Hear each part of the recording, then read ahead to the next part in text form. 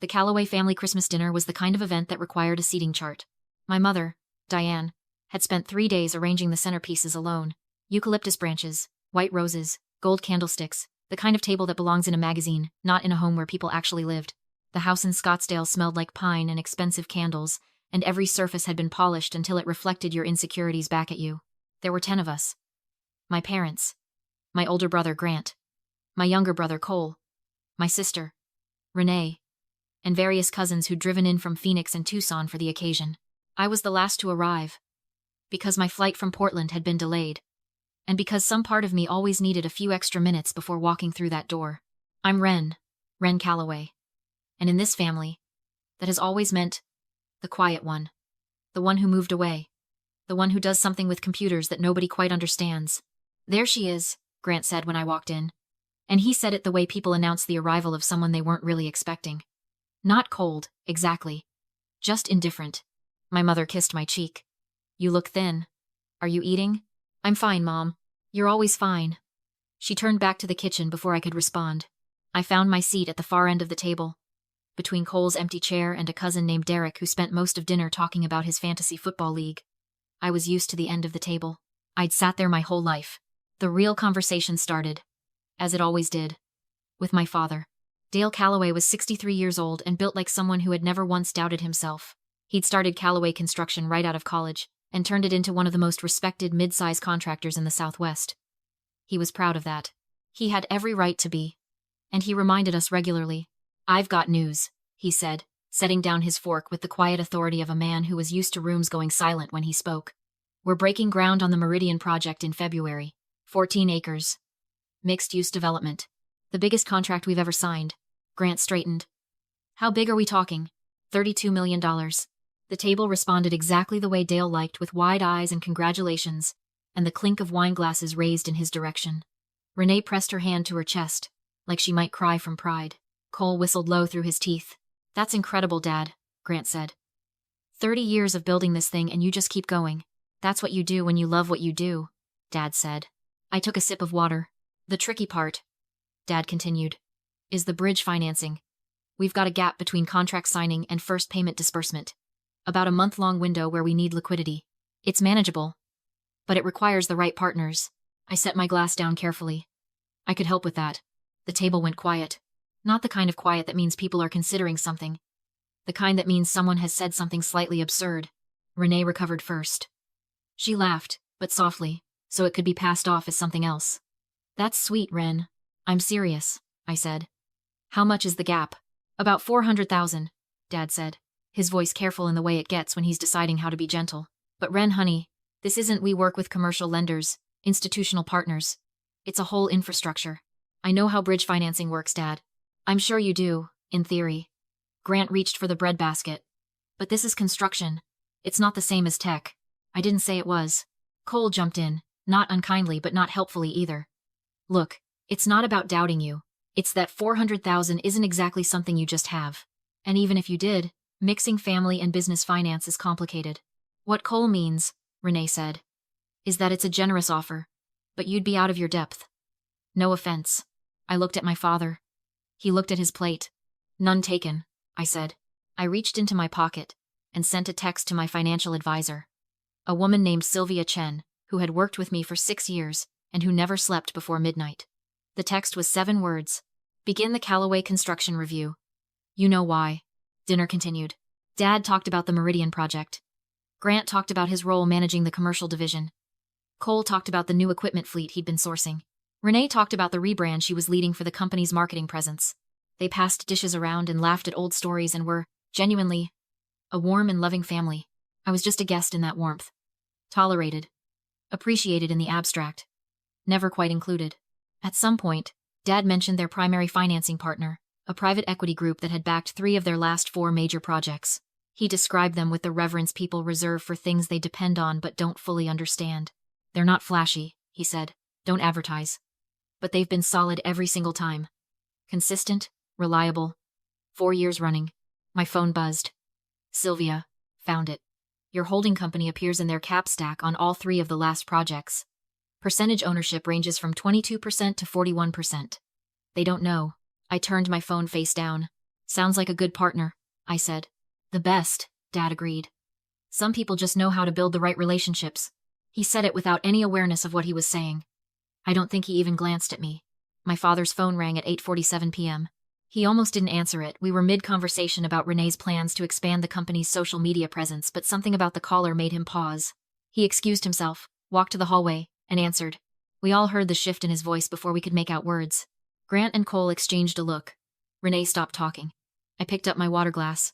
When Dad came back to the table, he looked like a man who had just been told the weather had changed permanently. The equity group, he said. They're saying there's been a capital restructuring. They've suspended their position in our projects. Silence. What does that mean? Renee asked. It means their money isn't available. It means the Meridian financing doesn't exist right now. He sat down heavily. I don't understand. We had a signed commitment letter. Grant was already on his phone. I'm calling our attorney. Call the bank first, Cole said. I'm calling both.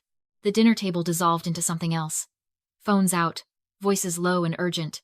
The centerpiece suddenly absurd against the backdrop of what was happening. Renee looked at me. I don't know what she was looking for. Do you know anything about this kind of situation? She asked. Not unkindly. She genuinely seemed to think I might have a useful perspective. A little, I said. Dad looked up. Their fund is called Ridgeline Capital Partners. Nobody seems to know who's behind it. It's structured through a series of holding companies. He rubbed his face. If we can't find out who's actually pulling the strings, we can't even make a phone call. I took a long breath. I might know something about Ridgeline, I said. Every head at the table turned toward me. What do you mean? Dad's voice was very still. I've followed them for a while. They're private. Very private. But they're one of the most capitalized independent investment vehicles in the region. Real estate focused, primarily Southwest markets, some Pacific Northwest. They don't list publicly, but their total assets are somewhere around $600 million. How do you know that? Grant asked. Research. Nobody researches a private fund that carefully without a reason. His eyes narrowed. What's your reason, Ren? I looked at my father. Check your email. I just forwarded you something. He picked up his phone. His eyes moved across the screen once, then again. His jaw tightened, then his hand lowered slowly to the table. And he looked at me the way I had never seen my father look at anything, like the ground had shifted under him. Read it out loud, I said quietly. His voice was barely above a whisper. Ridgeline Capital Partners Principal Ownership Summary. Controlling interest, 79%. Primary stakeholder. He stopped. He couldn't finish the sentence. I'll finish it, I said. Primary stakeholder. Ren A. Calloway. Total assets under management. $614 million. The table was absolutely silent. Cole made a sound that wasn't quite a word.